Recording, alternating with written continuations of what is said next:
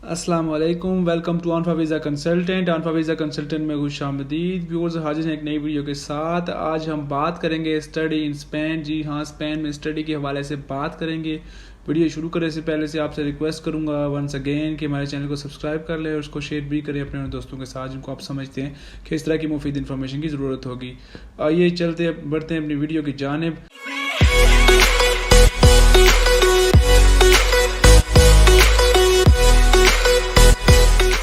जैसे कि आपको पता है कोरोना की सिचुएशन काफ़ी बेहतर हो रही है। काफ़ी जो इदारे हैं वो ओपन हो रहे हैं। काफ़ी एम्बेसीज और कंसुलेट्स दोबारा से ओपन हो रहे हैं और जो कंसुलेट अपने कंट्रीज़ में वापस चले गए थे वो वापस आ रहे हैं और जो एम्बेसी के प्रोसीजर हैं वो अपने मामूलात की तरफ वापस आ रहे हैं। चीज़ें नॉर्मलाइज हो रही हैं। उसकी एक बहुत बड़ी मिसाल व्यूअर्स आपके सामने है कि फ़ुटबॉल के मैचेस अब स्टार्ट होना शुरू हो गए हैं। जी हाँ, 50% ऑडियंस के साथ अब फुटबॉल के मैचेस स्टार्ट हो गए हैं। Life getting back to normal, ज़िंदगी जो है नॉर्मल होना शुरू हो गई है। विच इज़ वाई मैंने ज़रूरी समझा कि आपको बताऊं, एजुकेट करूं स्टडी इन स्पेन के हवाले से। एक बहुत अच्छा ऑप्शन है अगर आप कम पैसों के साथ स्टडी करना चाहते हैं तो it's one of the best option. Viewers, आपको स्पेन क्यों चूज़ करना चाहिए स्टडीज़ के लिए, उसकी वन ऑफ द रीज़न्स ये हैं कि उसमें एजुकेशन जो है काफ़ी चीप है। जी हाँ, आप कम से कम 3000 यूरो से पर ईयर आप शुरू कर सकते हैं। एजुकेशन स्टडी अप्लाई करके आप कम से कम 3000 यूरो पे करेंगे और आपको एक साल के जो है फ़ीस आपकी पे हो जाएगी। उसके बाद आपको एक जो है एक्सेप्टेंस लेटर मिल जाएगा। जी हाँ, इसके साथ आप एक एडमिशन लेटर ले सकते हैं। व्यूअर्स, दूसरी बात जो अट्रैक्ट करती है वो ये है कि आपको इसमें आइल्स नहीं चाहिए। बहुत अच्छी बात है। अगर इसको कंपैरिजन करें जर्मनी के साथ, तो जब आप मास्टर्स के लिए जाते हैं या बैचलर्स के लिए तो आपको या तो जर्मन लैंग्वेज या फिर आपको आइल्स चाहिए होता है। इसके बगैर आपका एडमिशन ही नहीं होता। और ये एक बहुत अच्छी बात है स्पेन की कि इवन इसकी एम्बेसी भी आइल्स रिक्वायर्ड नहीं करती। जी हाँ, ये बहुत अच्छी बात है। इसकी एम्बेसी भी आइल्स को नहीं कहती कि आप आइल्स करके वीज़ा अप्लाई करें। और इसके में एक दूसरी जो चीज़ बहुत ज़्यादा इम्पोर्टेंट है जिसकी वजह से मैंने ये वीडियो बनाना बहुत ज़रूरी समझा वो ये है कि इसका वीज़ा लेना दूसरे मुल्कों की निस्बत आसान है। इसका कंपैरिजन अगर हम जर्मनी या फिर नॉर्वे के साथ करें तो इसका वीज़ा रेशो आसान है। जर्मनी और नॉर्वे का वीज़ा रेशो काफ़ी मुश्किल है। अगर आप कोई जनरल सब्जेक्ट्स में जा रहे हैं तो एन मुमकिन है कि वो आपका वीज़ा रिजेक्ट कर दें। वो कहेंगे कि ऐसा सब्जेक्ट तो आप अपने कंट्री में भी पढ़ सकते हैं। अगर आप इंजीनियरिंग या फिर कोई साइंटिफिक सब्जेक्ट पढ़ने जा रहे हैं उसमें आप लॉजिक दे सकते हैं कि ऐसे सब्जेक्ट इतने अच्छे हमारे मुल्क पाकिस्तान में, इंडिया में या बांग्लादेश में नहीं पढ़ाए जा रहे, जिसकी वजह से हम जर्मनी, नॉर्वे या फिर अच्छे मुल्क में जाकर साइंटिफिक स्टडीज़ करना चाहते हैं। जबकि जनरलाइज सब्जेक्ट में सिचुएशन थोड़ी सी डिफरेंट है। वीज़ा लेना इतना आसान नहीं होता। जबकि जैसे कि छोटे कंट्रीज़ जैसे कि स्पेन, इनमें जनरलाइज सब्जेक्ट्स में एडमिशन लेना और उसके बाद वीज़ा लेना आसान होता है। ये एक अच्छी चीज़ है स्पेन की। और जैसे छोटे मुल्क जो यूरोप के हैं जो कि है तो छोटे लेकिन शेंजन में वो शामिल हैं, तो एक बहुत अच्छी बात है। फिर viewers, another great thing is that कि वर्क अलाउड है। जी हाँ, आप काम भी कर सकते हैं। 4 घंटे लीगली आप काम कर सकते हैं स्पेन में। और इसमें व्यूअर्स अगर हम बात करें किन कैटेगरीज में काम है, व्यूअर्स इसमें टूरिज़म के हवाले से काफ़ी ज़्यादा जॉब्स अवेलेबल होती हैं। स्पेन चूँकि एक काफ़ी इन्वायरमेंट के लिहाज से और उसका वेदर काफ़ी अच्छा होता है जिसकी वजह से पूरे यूरोप से लोग उधर ट्रैवल करने के लिए आते हैं। इवन पूरी दुनिया से लोग वहाँ पे ट्रैवल करने के लिए आते हैं। इसलिए टूरिज़म के हवाले से काफ़ी ज़्यादा जॉब्स ले होती हैं, आप काम कर सकते हैं, अवेलेबल होती हैं उसी वाले से।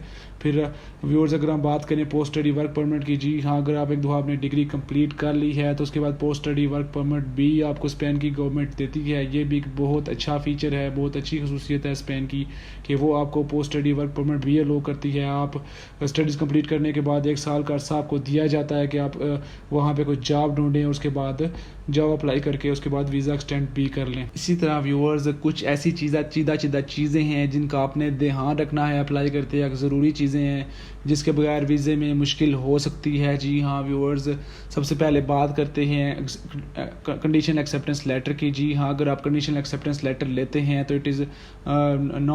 You will not be able to get the visa. जी हाँ, वीज़ा लेना मुश्किल होगा। आप एम्बेसी इवन आपसे केस भी आपका लेगी नहीं अगर आपके पास एक्सेप्टेंस लेटर है। आपके पास कंप्लीट एडमिशन लेटर होना बहुत ज़रूरी है। जी हाँ, अगर आपने जस्ट कंडीशनल एक्सेप्टेंस ले रखा है तो वो आपका केस भी नहीं लेंगे, आपको फुल फीस पे کر کے 1 سال کی فیس پے کر کے آپ کو کمپلیٹ ایڈمیشن لیٹر لینا ہے، تبھی آپ کا کیس سبمٹ ہوگا ایمبیسی میں.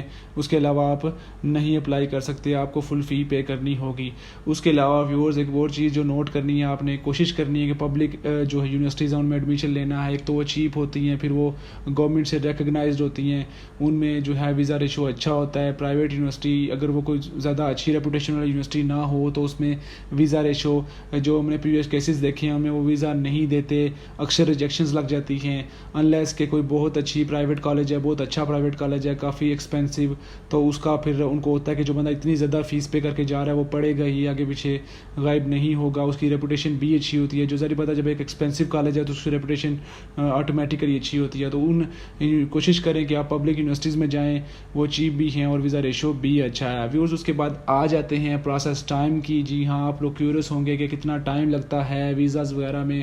ویورز ونس آپ نے ایڈمیشن لیا ہے، ایڈمیشن کو 2 سے 3-4 ماہ لگ جاتے ہیں. ونس آپ کا ایڈمیشن لیٹر آ گیا ہے، کمپلیٹ ایڈمیشن لیٹر، اس کے بعد جب آپ کیس جمع کرائیں گے تو آپ کو 30 سے 60 دن لگ جاتے ہیں. ویورز موسٹلی دیکھا گیا ہے کہ کم از کم 1 ماہ لگتا ہے، اور لیکن پھر بھی وہ مارجن رکھتے ہیں 30 سے 60 دن کا. 2 ماہ کا عرصہ وہ درکار کرتے ہیں، آپ کو کہتے ہیں کہ 2 ماہ میں ہم جواب دیں گے، لیکن اگر ایوریج کی بات کی جائے تو 30 سے 35-40 دن میں جواب آ جاتا ہے. ویورز اس کے علاوہ آپ کو میں ریکمینڈ کروں گا کہ ویزا اپلائی کرنے سے ویزا اپلائی جب آپ نے کرنا ہے تو اس میں آپ گیپ دیں 2 ماہ کا.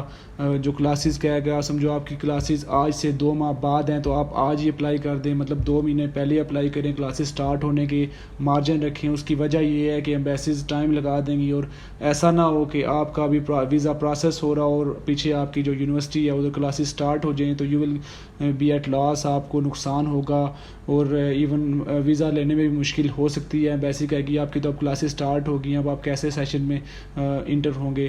اس لیے یہ چیز بہت آپ نے نوٹ رکھنی ہے کہ آپ نے جب آپ نے ویزا اپلائی کرنا ہے تو آپ نے 2 ماہ کا مارجن رکھ کے اپلائی کرنا ہے.